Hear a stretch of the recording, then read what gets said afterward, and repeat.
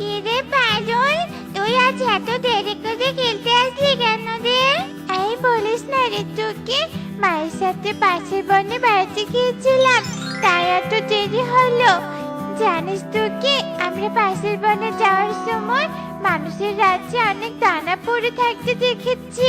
চল আমরা মানুষের রাজ্যে গিয়ে দানাগুলো খেয়ে আসি। কিন্তু আমার মা তো মানুষের রাজ্যে যেতে দিবে না রে। আরে তোর মা তো এখানে নেই, আমরা তো যাবো আর আসবো, তাহলে তো তোর মা কিছু বুঝতে পারবেন না। আচ্ছা ঠিক আছে, তাহলে চল। এরপর টুকি আর পারুল মানুষের রাজ্যের দিকে যেতে থাকে, আর তখনই টুনির সাথে দেখা হয়ে যায়। টুকি, পারুল, তোরা এইদিকে কোথায় যাচ্ছিস? মানে মা, আমরা মানুষের রাজ্যে দানা খেতে যাচ্ছি। পারুল নাকি মানুষের রাজ্যে অনেক দানা পড়ে থাকতে দেখেছে। মানুষের রাজ্যে দানা পড়ে থাকলে থাক, সেখানে যেতে হবে না। মানুষেরা ভালো না, একবার তোদের দেখলেই ধরে খাঁচায় বন্দি করবে। আমি তোকে কাল দানা এনে খাওয়াবো, কেমন? কিন্তু মাসি, তোকে তো মানুষের রাজ্যটা দেখতে চাই, তাই ভাবছি আমরা দূর থেকে রাজ্যটা দেখেই চলে আসবো। না না, সেখানে যাওয়াই যাবে না। তুইও বাড়িতে চল, নয়তো তোর মাকে সব বলে দিব কিন্তু। আচ্ছা ঠিক আছে মাসি, আমি মানুষের রাজ্যে যাব না, তবু তুমি মাকে কিচ্ছু বলো না। এরপর সবাই মিলে বাড়িতে চলে আসে, আর এভাবেই সারা দিন কেটে রাত নেমে আসে। আর রাতে টুনি ও টুকি খাবার খেয়ে ঘুমিয়ে পড়ে। বন্ধু, খেলতে খেলতে তোমার বুঝি খুব খিদে পেয়েছে? এই দানাগুলো খেয়ে নাও, আর তারপর আমাদের পুরো গ্রামটা তোমাকে ঘুরে দেখাবো, কেমন? আচ্ছা ঠিক আছে বন্ধু।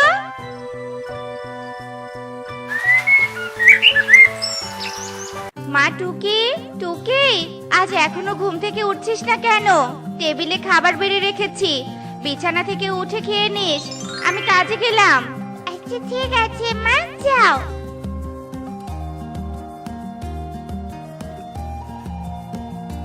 মা তো চলে গেছে, এই সুযোগে পারুলকে নিয়ে মানুষের রাজ্যে যাব। আমি তো স্বপ্নে দেখেছি মানুষেরা খুব ভালো হয়, আমার মনে হয় তারা আমাদের বন্দি করবে না। এসব বলে টুকি পারুলের কাছে চলে যায়, আর পারুলকে সব বলে তারা মানুষের রাজ্যে যাওয়ার জন্য রওনা দিয়ে দেয়। আর তারা উঠতে উঠতে মানুষের রাজ্যে পৌঁছে যায়।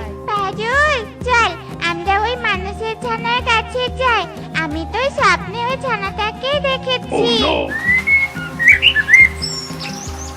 এই যে পাখি, তোমরা এখানে দাঁড়িয়ে আছো কেন? এখানে এসো, আমরা একসাথে খেলা করি। সত্যি সত্যি তুমি আমাদের সাথে খেলা করবে? আমার মা বলেছে মানুষরা ভালো হয় না, আমাদের দেখলে নাকি খাঁচায় বন্দি করে রাখবে, তাই তো ভয়ে ভয়ে এখানে দাঁড়িয়ে তোমার খেলা দেখছিলাম। সব মানুষরা পাখিদের ধরে বন্দি করে না, অনেক খারাপ শিকারী মানুষ আছে, তারাই এই কাজ করে। আর এজন্য হয়তো তোমার মা তোমাকে ভয় দেখিয়েছে। যাই হোক, তোমরা আমার কাছে থেকে কোনো চিন্তা করো না, আমি তোমাদের কাউকে ধরতে দিব না। চলো বাড়িতে গিয়ে মা বাবার সাথে পরিচয় করিয়ে দেই। মা বাবা, দেখো দেখো, আমার দুটো পাখি বন্ধু এসেছে, এদের যদি কেউ ধরতে চায় তুমি কিন্তু একেবারে ধরতে দিবে না। আচ্ছা ঠিক আছে রে মা, পাখি দুটো কতই না সুন্দর। তা তোমাদের নাম কি গো ছানা? আমার নাম টুকি, আর আমার বন্ধুর নাম পারুল। বাহ, তোমাদের নামগুলো তো অনেক সুন্দর। মা টুম্পা, তুই কি বন্ধুদের নিয়ে শুধু গল্প করবি? ওদের কিছু খেতে দে। হ্যাঁ বাবা, দিচ্ছি।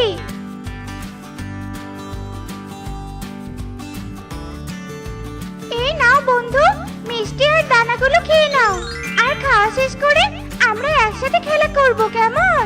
আচ্ছা ঠিক আছে বন্ধু। এরপর টুকি আর পারুল খাবার খেতে থাকে, আর এভাবেই সারা দিন কেটে বিকেল হয়ে যায়। টুকি, বিকেল তো হয়ে গেছে, আমাদের মা তো এখন বাড়ি ফিরবে, তাড়াতাড়ি চল আমরা বাড়িতে চলে যাই।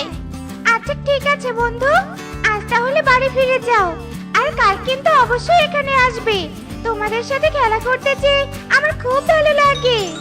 হ্যাঁ বন্ধু, অবশ্যই আসবো।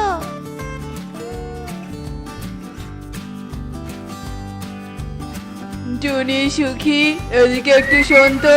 কি হয়েছে কালু দাদা, আমাদের ডাকছো কেন? আমি একটা তরমুজ বাড়ি পেয়েছি, তাই বনের সবাইকে সেই বাড়িতে দাওয়াত খাওয়াবো। তোদেরও কিন্তু দাওয়াত থাকলো, খেতে আসবি।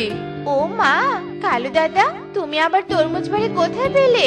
সে অনেক কথা রে, এখানে দাঁড়া, সবটা বলছি আমি। এ কি, পরীকে আবার গাছের সাথে কে বেঁধে রাখলো? আমি বরং পরীর বাঁধনটা খুলে দেই। এই পাখি, হ্যাঁ আমাকে সাহায্য করো গো। আমি তো তোমাকে সাহায্য করতে এসেছি, দাঁড়াও তোমার বাঁধন এক্ষুনি খুলে দিচ্ছি।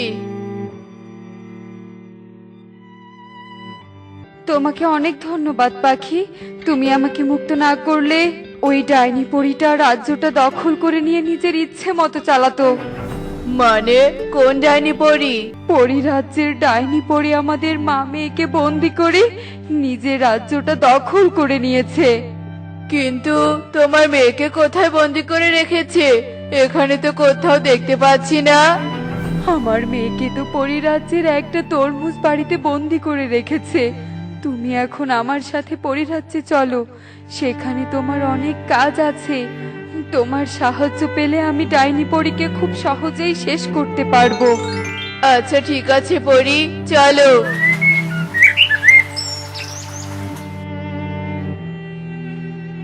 এই গাছের কুঠোরে ডাইনির প্রাণভ্রমরা লুকানো আছে একটি জারের মধ্যে। তুমি এই কুঠোরের ভেতরে গিয়ে জারটাও ভেঙে দিয়ে এসো, তাই ডাইনি ধ্বংস হয়ে যাবে।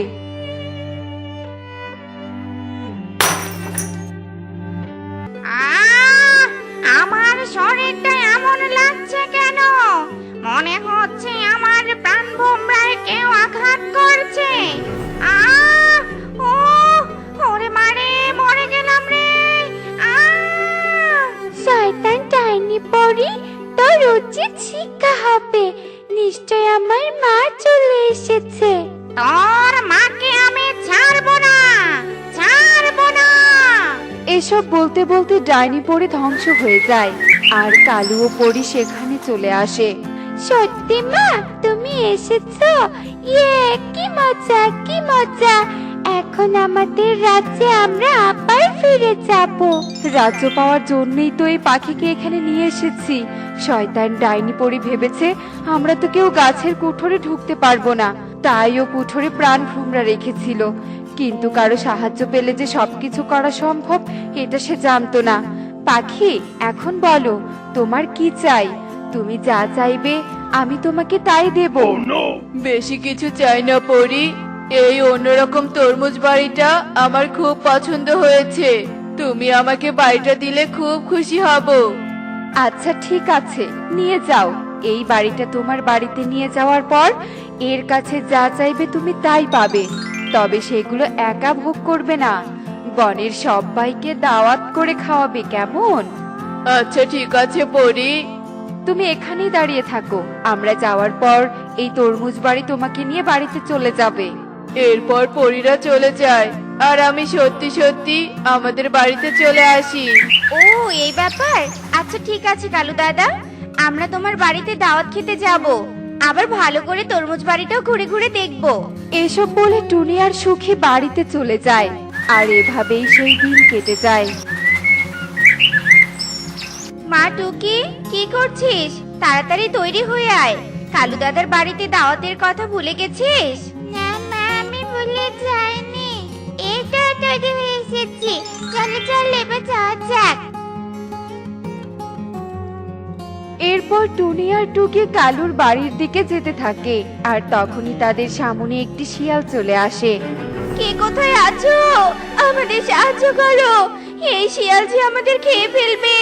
বাঁচাও বাঁচাও বাঁচাও, আমাদেরকেও বাঁচাও। বাবা, আমার পাখি বন্ধুরা বুঝি বিপদে পড়েছে। দেখো, শিয়াল ওদের আটকে ধরেছে। তাড়াতাড়ি চলো বাবা, ওদের সাহায্য করতে হবে। হ্যাঁ মা, চল। এরপর রহিম লাঠি নিয়ে শিয়ালের কাছে যেতেই শিয়াল ভয়ে সেখান থেকে পালিয়ে যায়। দাদা, তোমাকে অনেক ধন্যবাদ। আজ তুমি সাহায্য না করলে শিয়াল যে আমাদের খেয়েই ফেলতো। আমার বন্ধুর কণ্ঠ শুনে বুঝতে পেরেছি যে তোমরা বিপদে পড়েছো, তাই তো বাবাকে নিয়ে এখানে চলে এসেছি। বন্ধু মানে? টুকি তোমার বন্ধু কখন হলো? এ মানে মা, কাল আমরা চুরি করে মানুষের রাজ্যে গিয়েছিলাম। তারপর টুকি টুনিকে সব কথা খুলে বলে। তোমার ছানাকে আমাদের রাজ্যে আসতে দাও না কেন? আমরা তো তোমার ছানাকে কোনো ক্ষতি করব না। একজন মানুষ খারাপ হলে তো সবাই খারাপ হয় না। হ্যাঁ দাদা, এবার আমি সব বুঝেছি। আজ যদি টুকি তোমার মেয়ের বন্ধু না হতো, তাহলে এই বিপদে তোমাদের পাশে পেতাম না। আসলে কারোর সাথে না মিশলে দূর থেকে ভালো মন্দ চিন্তা করা যায় না। এখন থেকে সবার সাথে মিলেমিশে থাকবো। মা টুকি, তোর আর কোনো বাধা নেই, তুই সবার সাথে খেলা করবি, কেমন? তারপর টুকি টুনিকে সব কথা খুলে বলে। এসব বলে টুনি ও টুকি কালুর বাড়িতে দাওয়াত খেতে চলে যায়।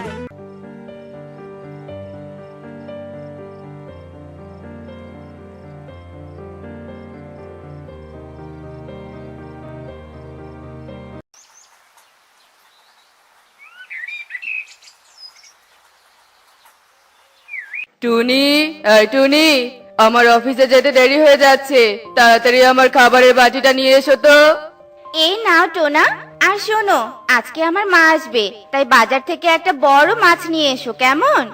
এরপর টোনা অফিসে চলে যায়, আর সেখানে যাওয়া মাত্রই সে কালু আর ঈগলকে দেখতে পায়। এ কি কালু দাদা, তোমরা এভাবে কি বলা বলি করছো? অফিসে কিছু হয়েছে নাকি? আমার যে সব শেষ হয়ে গেছে রে টোনা, কাল রাতে সব টাকা চুরি হয়ে গেছে। এখন আমি সবাইকে কি জবাব দেব? এখন আর কেঁদে কি হবে? আমার মনে হয় এই চুরিটা আমাদের অফিসের কেউ করেছে, তাই আমাদের সবার বাড়িগুলো একবার সার্চ করা হোক। কালুর কথা শুনে ঈগল অফিসের কর্মচারীদের বাড়ি বাড়ি সার্চ করতে চলে যায়, কিন্তু সে কোথাও তার টাকা খুঁজে পায় না। সবশেষে সবাই টোনার বাড়িতে চলে যায়। না, এখানেও তো নেই। বলেছিলাম না স্যার, আমার বাড়িতে কোনো টাকা নেই, আর থাকবেই বা কি করে? আমি তো আর অফিসের টাকা চুরি করিনি। বলছিলাম কি স্যার, টোনার ঘরে সব জায়গা খুঁজেছি, এবার শুধু ওর আলমারিটা দেখা বাকি। আলমারিটা বরং আপনি নিজেই খুলে দেখুন। এরপর ঈগল যেই না টোনার আলমারিটা খুলে, ঠিক তখনই সে আলমারিতে অনেকগুলো টাকা দেখতে পায়। আরে, এই তো আমার টাকা। শয়তান টোনা, তোকে আমি বিশ্বাস করে চাকরি দিয়েছিলাম, আর তুই কিনা আমার সাথে বিশ্বাসঘাতকতা করলি। আমি আজকে তোকে চাকরি থেকে বরখাস্ত করলাম। চলে আয় কালু। আমার থেকে ছাড় তোকে বেশি বিশ্বাস করতো, আর অফিসের সব টাকা পয়সার দায়িত্ব তোকে দিত, আর তা দেখে আমার শরীর জ্বলে যেত। আজ তোকে ফাঁসিয়ে দিয়ে আমার খুব আনন্দ হচ্ছে রে টোনা। এরপর কালু ও ঈগল টাকার বস্তা নিয়ে সেখান থেকে চলে যায়। এদিকে টোনা ও টুনি অবাক হয়ে যায়। হে কি টোনা, তুমি এত জঘন্য কাজটা কেন করলে? তোমার বেতন দিয়ে আমাদের সংসারটা ভালোই চলছিল, তাহলে তুমি এতগুলো টাকা কেন চুরি করলে? বলো টোনা, বলো। না টুনি, আমি অফিস থেকে টাকা চুরি করিনি, আর ওই টাকাগুলো আমাদের আলমারিতে কিভাবে এলো তা আমি জানি না।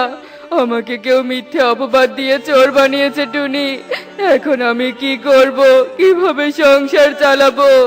হে সৃষ্টিকর্তা, এটা কি হয়ে গেল? কেঁদো না টোনা, সত্য কখনো চাপা থাকে না, কোনো না কোনো একদিন ঠিক সেটা সামনে আসবেই। আর সংসার কিভাবে চলবে সেটা নিয়ে তুমি ভেবো না, আমরা আগের মতো মাটির হাড়ি বিক্রি করে সংসার চালাবো। এরপর দেখতে দেখতে সেই দিন কেটে যায়।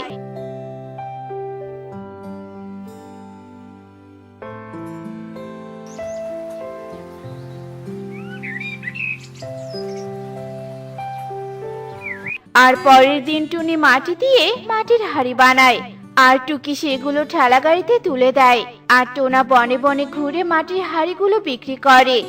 আর এভাবে দেখতে দেখতে বেশ কিছুদিন কেটে যায়।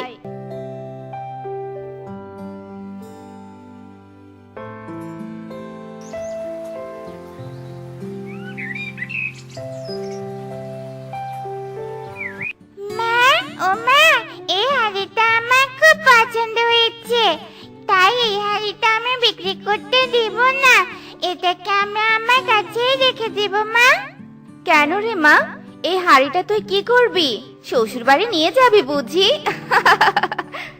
ধুর মা, তুমিও না। টুকি লজ্জা পেয়ে সেখান থেকে চলে যায়। টোনা, টোনা, তাড়াতাড়ি বাইরে এসো। এসে দেখো আমাদের মাটির হাড়ি বানানো শেষ হয়েছে। আজকে হাড়িগুলো নিয়ে বনে যাবে না নাকি? হ্যাঁ, কি ব্যাপার? টোনা বাইরে আসছে না কেন?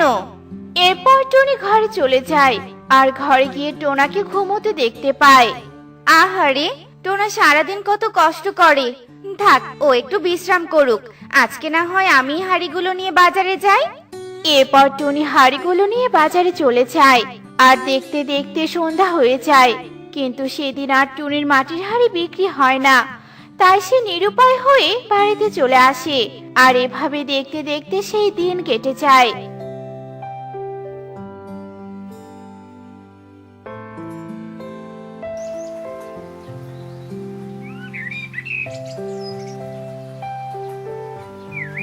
মা, ও মা, বাবার শরীরে তো অনেক জ্বর।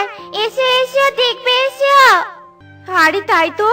মারে, তুই তোর বাবার খেয়াল রাখিস। হ্যাঁ, আমি আসার সময় তোর বাবার জন্য ওষুধ নিয়ে আসবো। এই কথা বলে টুনি একটা ডালিতে করে হাড়ি নিয়ে বাজারে চলে যায়। এই টুনি, আয়, তুই আর বাজারে মাটির হাড়ি বিক্রি করতে আসিস না, কেননা তোর থেকে আর কেউ হাড়ি কিনবে না। কেন তোতা দাদা, আমার থেকে কেউ হাড়ি কিনবে না কেন? টোনার থেকে আমরা যে হাড়িগুলো নিয়েছিলাম সেইগুলো হাড়ি 2 দিন যেতে না যেতেই ভেঙে গেছে। টাকা দিয়ে এরকম হাড়ি আমরা কেন কিনবো বলতো? এই কথা বলে তোতা সেখান থেকে চলে যায়। এদিকে টুনি সারা দিন ধরে বাজারে দাঁড়িয়ে থাকে, কিন্তু সে একটা হাড়িও বিক্রি করতে পারে না। তাই সে নিরুপায় হয়ে সেখান থেকে চলে যায় আর কবুতরের ওষুধের দোকানে গিয়ে বলে, কবুতর দাদা, টোনার হঠাৎ করে খুব জ্বর এসেছে। আমাকে একটু ওষুধ দাও না গো কবুতর দাদা। আর আমার টাকা হলে আমি তোমাকে ফেরত দিয়ে দিব। না টুনি, আমি আর তোদেরকে বাকিতে ওষুধ দিতে পারবো না। আর শোন, আগের যে টাকাগুলো বাকি আছে সেগুলো তাড়াতাড়ি পরিশোধ করে দিস। আমার ওষুধের দোকানে তেমন ভালো রোজগার হচ্ছে না। কবুতরের কথা শুনে টুনি মন খারাপ করে সেখান থেকে চলে যায়। এরপর টুনি সংসারে অনেক অভাব অনটন দেখা দেয়। আমি তোমার জন্য ওষুধ কিনতে পারছি না টোনা। আমাদেরও যে এরকম অভাবে পড়তে হবে আমি কখনো ভাবিনি টোনা, কখনো ভাবিনি যে আমাদের সুখের দিনকে এভাবে অভাবের দিনে পরিণত করেছে। সৃষ্টিকর্তা তাকেও আমাদের মতো অভাবে ফেলে দিক, অভাবে ফেলে দিক। কারো ক্ষতি করে কেউ কখনো সুখে থাকতে পারে না টুনি। তুমি দেখবে সত্যিটা খুব তাড়াতাড়ি সবার সামনে চলে আসবে। মা, ও মা, আমি আমার বন্ধুদের সাথে খেলতে যাচ্ছি। বাড়িতে এসে কিন্তু আমাকে ভাত দিতে হবে। তুমি আমার জন্য খাবার বানিয়ে রেখো, কেমন? একে ওরা এখনো আসেনি। কি আর করার, আমি বরং এখানে দাঁড়িয়ে থাকি, ওদের আসার জন্য অপেক্ষা করি।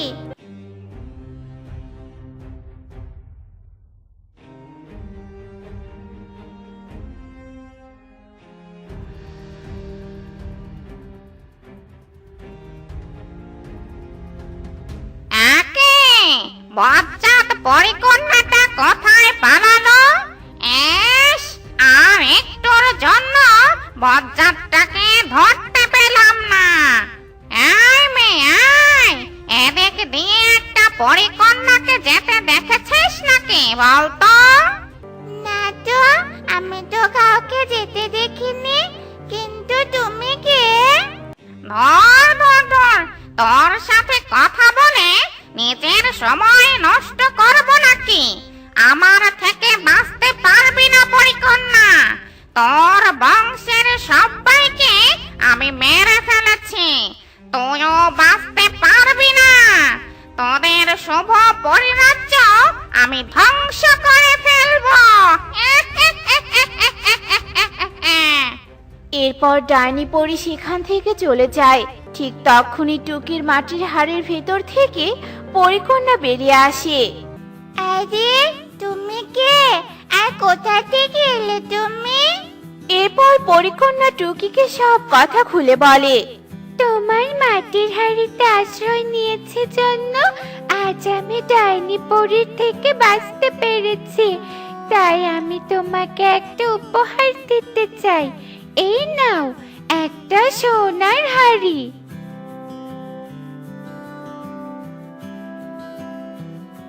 এই কথা বলে পরিকন্যা সেখান থেকে চলে যায়। আর সোনার হাড়ি পেয়ে টুকি তখনই বাড়িতে চলে যায় আর টুনিকে গিয়ে সব কথা খুলে বলে। আর তখনই সেখানে ঈগল চলে আসে। টোনা, হ্যাঁ টোনা, তুই আমাকে মাফ করে দে। আমি ভালো করে যাচাই বাছাই না করে তোকে চোর বলেছিলাম, কিন্তু আমি আর সিসি ক্যামেরাতে আসল চোরকে দেখতে পেয়েছি। আর সে চোর আর কেউ নয়, ও হচ্ছে কালু। ও তোকে মিথ্যে অপবাদ দিয়ে তোকে কাজ থেকে তাড়িয়ে দিয়েছে, তাই ওকে আমি কাজ থেকে তাড়িয়ে দিয়েছি। তুই আবারও আমার অফিসে জয়েন করিস। এই কথা বলে ঈগল সেখান থেকে চলে যায় আর টোনাও সুস্থ হয়ে অফিস যেতে শুরু করে। দেখলে তো বন্ধুরা, কারো ক্ষতি করে কেউ কখনো সুখে থাকতে পারে না, আর সত্যি কখনো চাপা থাকে না, একদিন ঠিক সবার সামনে আসে। তাই একে অপরের ক্ষতি করার চিন্তা ভাবনা না করে মিলেমিশে থাকতে হবে। এমনই সব মজার মজার শিক্ষণীয় টুনি পাখির গল্প দেখতে আমাদের পাশে থেকো। আর গল্পটি কেমন হয়েছে তা কমেন্টে জানাতে ভুলো না কিন্তু। বাই।